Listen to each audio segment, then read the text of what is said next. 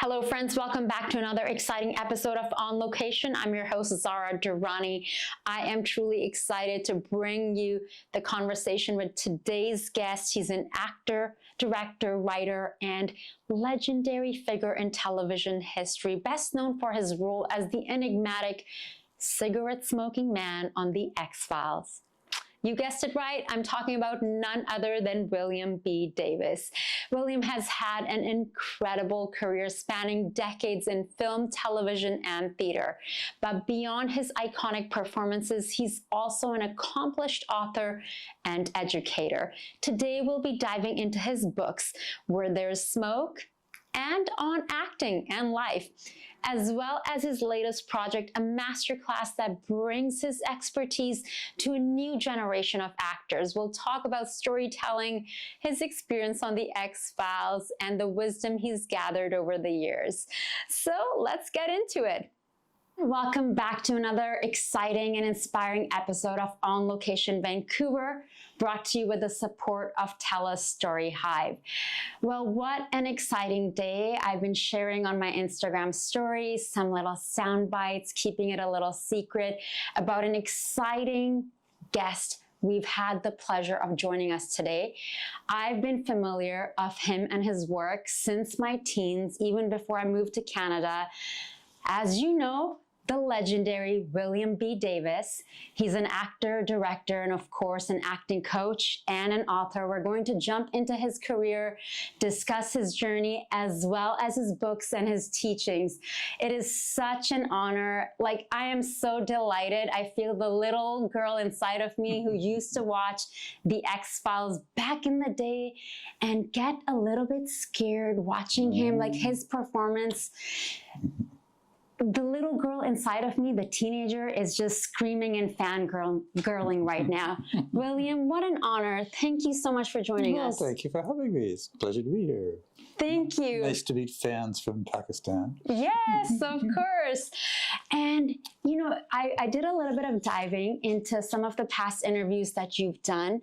And I was so interested in the journey of and sharing with our audience how the smoking man came about. Of course, we're going to talk about your books and everything that you're doing now. I did not know like how your character even came to be. So I'd love to hear like how you embodied that character without even saying words on camera. Yeah, that's a good question because it's not easy to answer because I don't really embody a character. I mean, I do what the character does. And that makes me the character. That's one of the principles of my teaching, I suppose. If you do what the character does, you will become the character.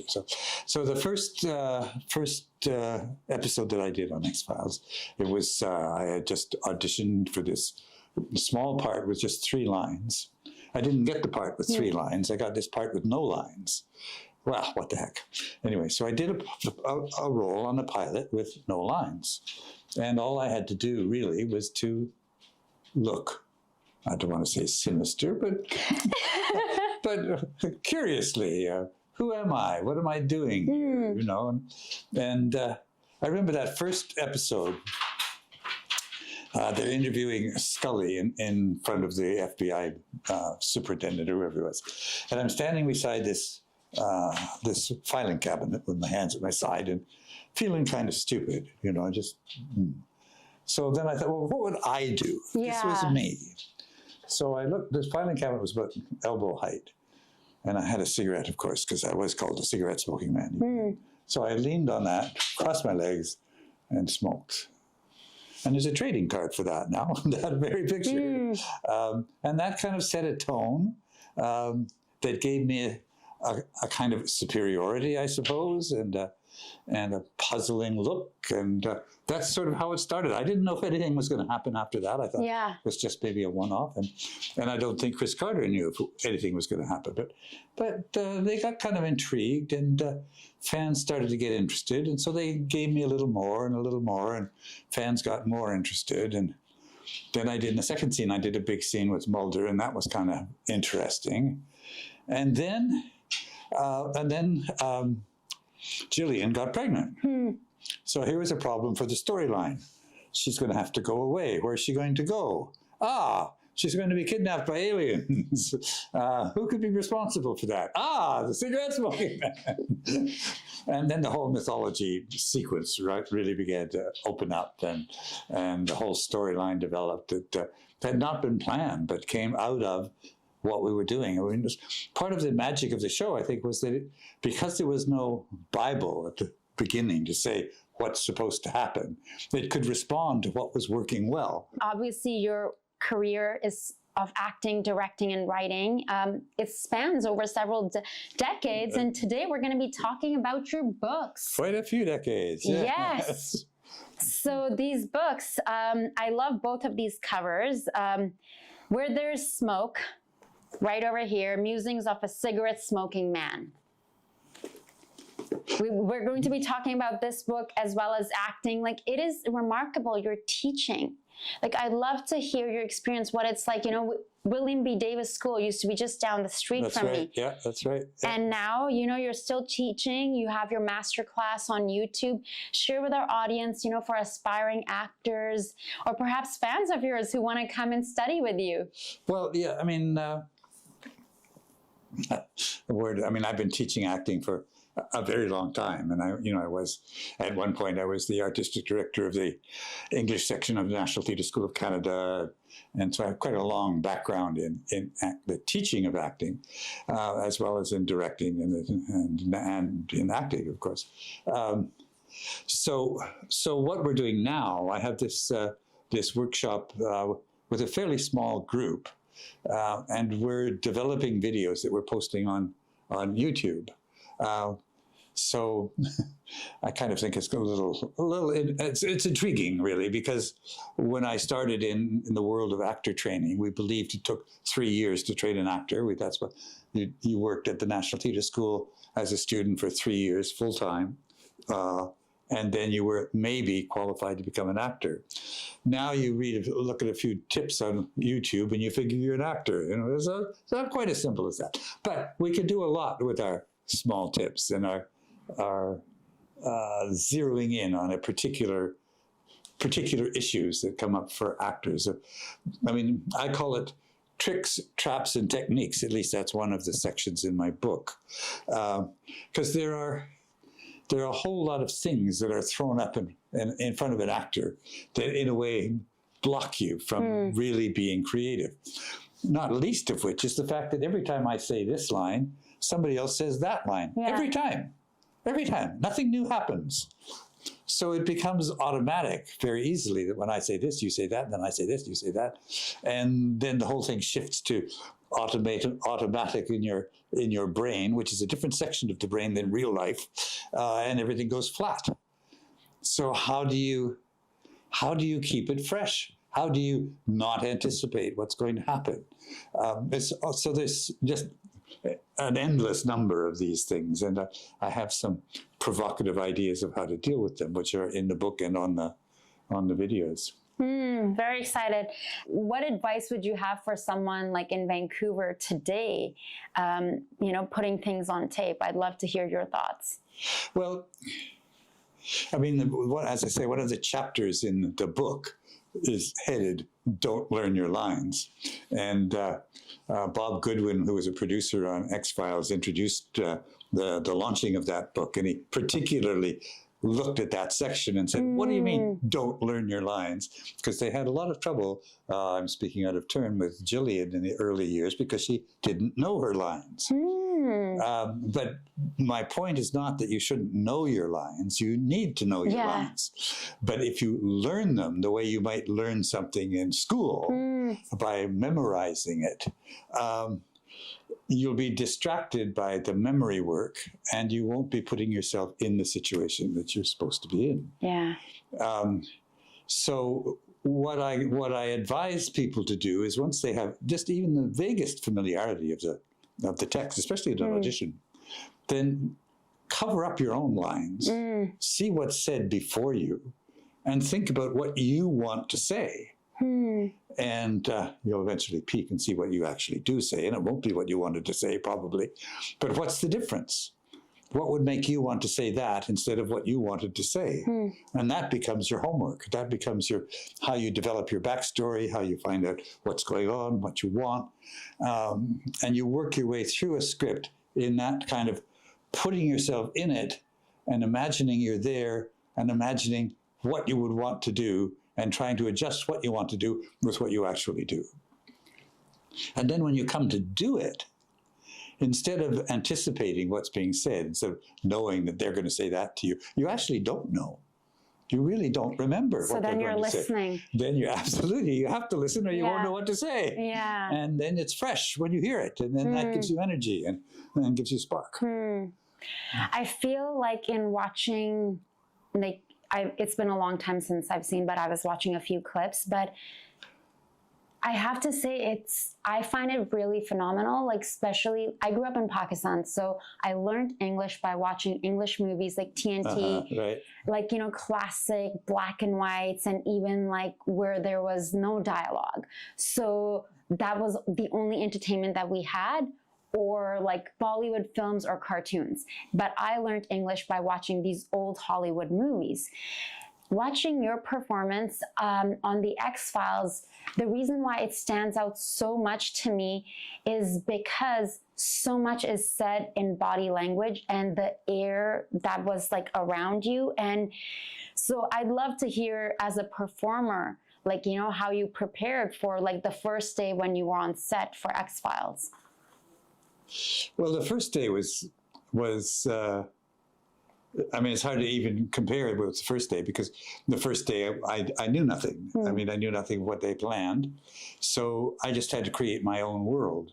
You're always developing a backstory that makes it work for you, that puts you in the situation. You're not trying to guess what they want. You're trying to put yourself in there. And so there's not a simple answer to your question, what did I do? Because I did different things as the series evolved. But I had to find a reason for all the smoking, for instance. And what I felt was that I had been quite idealistic in the beginning, but I had to kind of hollow out my emotions.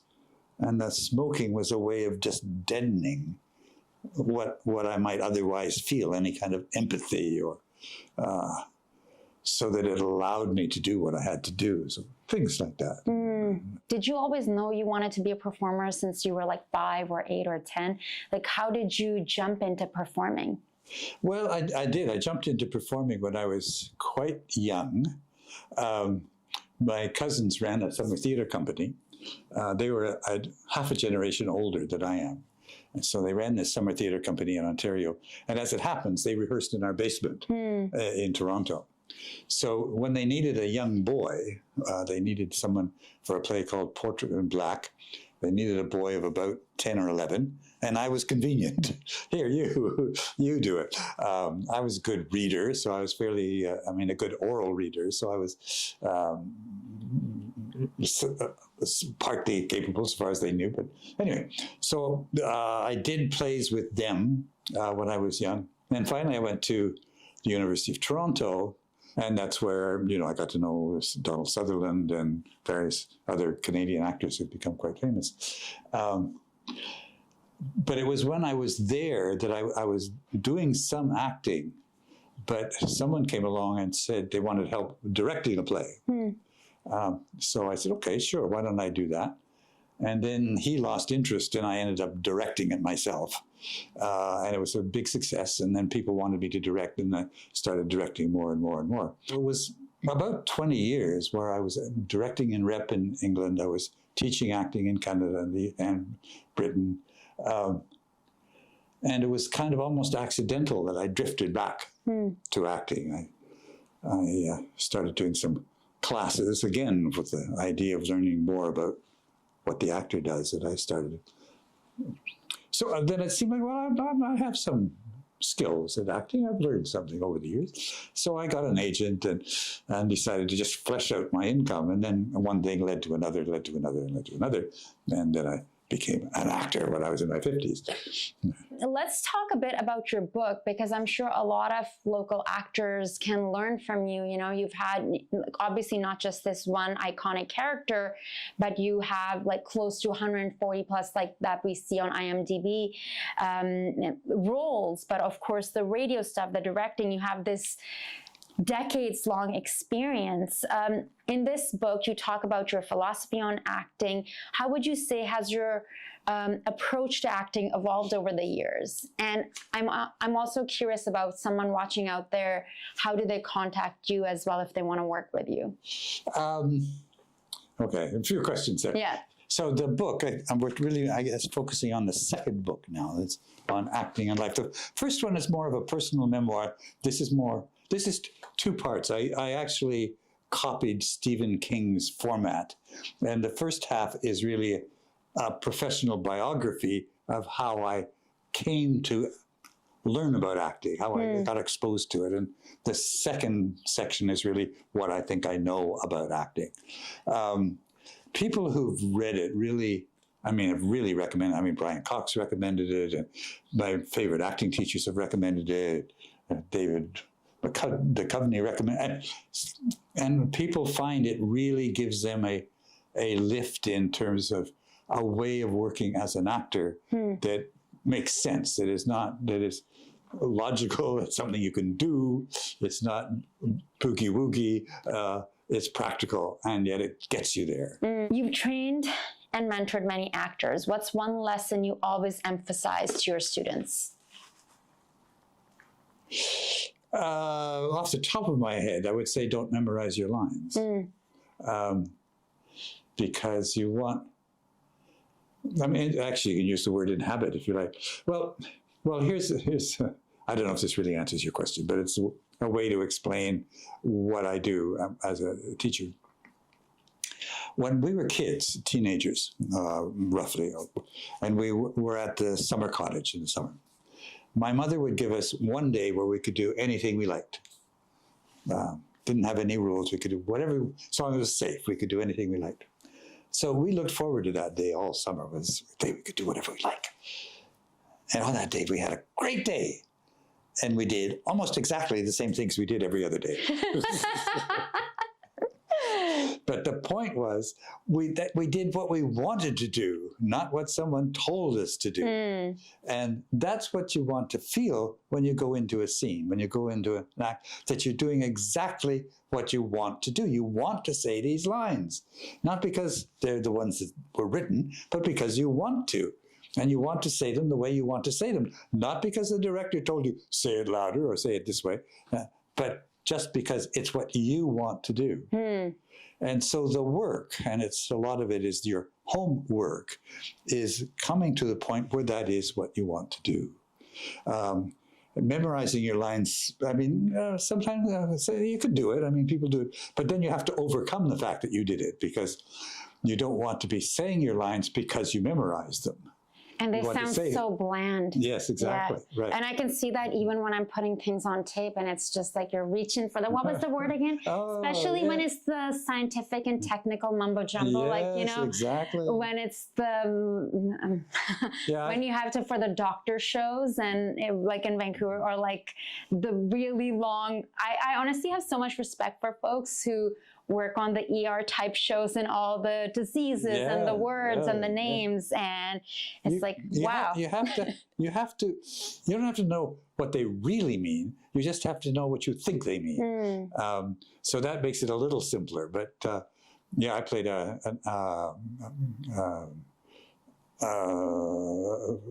physicist, a theoretical physicist. I played Niels Bohr in a play once, and so I had to learn about atomic theory. It was part of the fun. But yeah, you have to understand what you're talking about. That's amazing.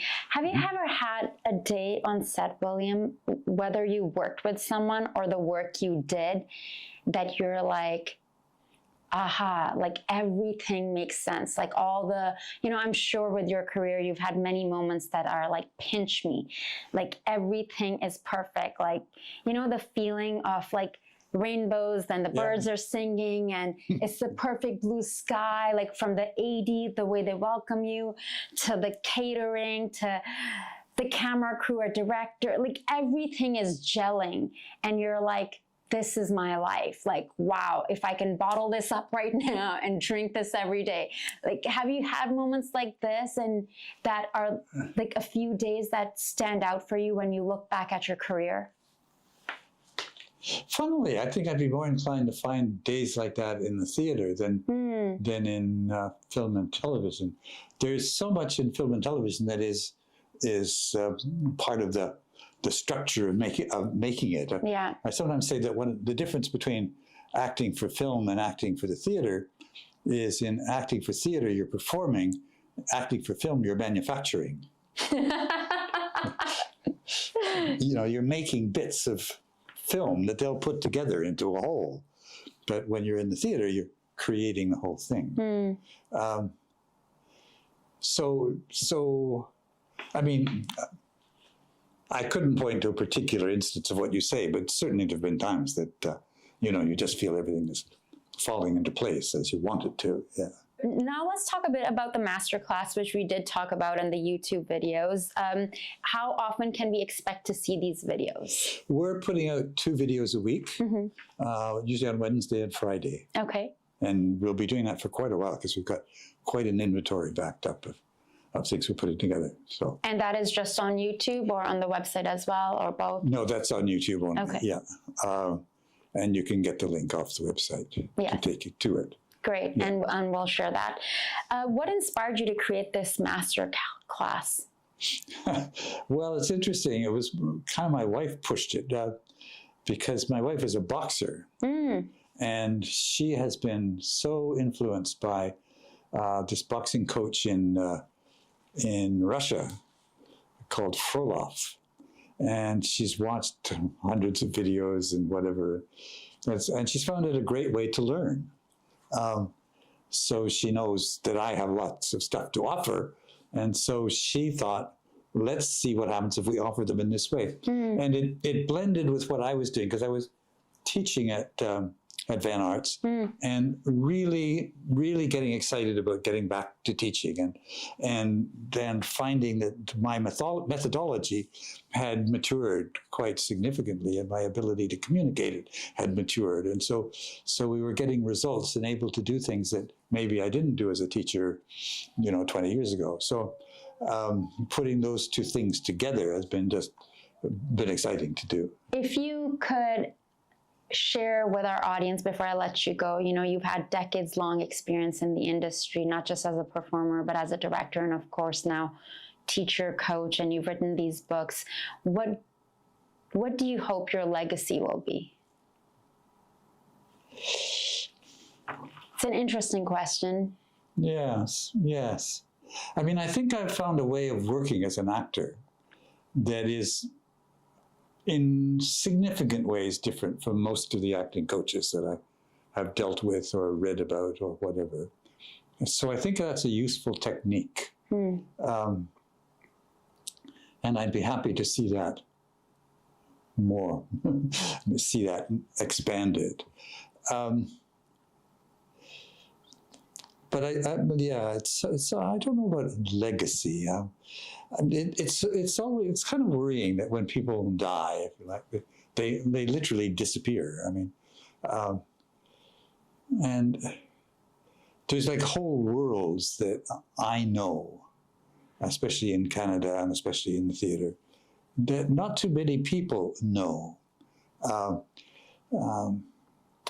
United Players recently did a version of It's a Wonderful Life set in a radio studio, in a live radio studio. And we never did really follow up on this, but I wrote to them and I said, because I know them, and I said, I might be the only person alive in Vancouver who's actually done that, who's actually done live radio drama the way it was done when it was live to air. When if you made a mistake, everybody heard it. When the orchestra was in the studio, when you didn't mix it all together afterwards, you mixed it right there as you did it. And not that that's that important. It's just a whole historical stretch, if you like.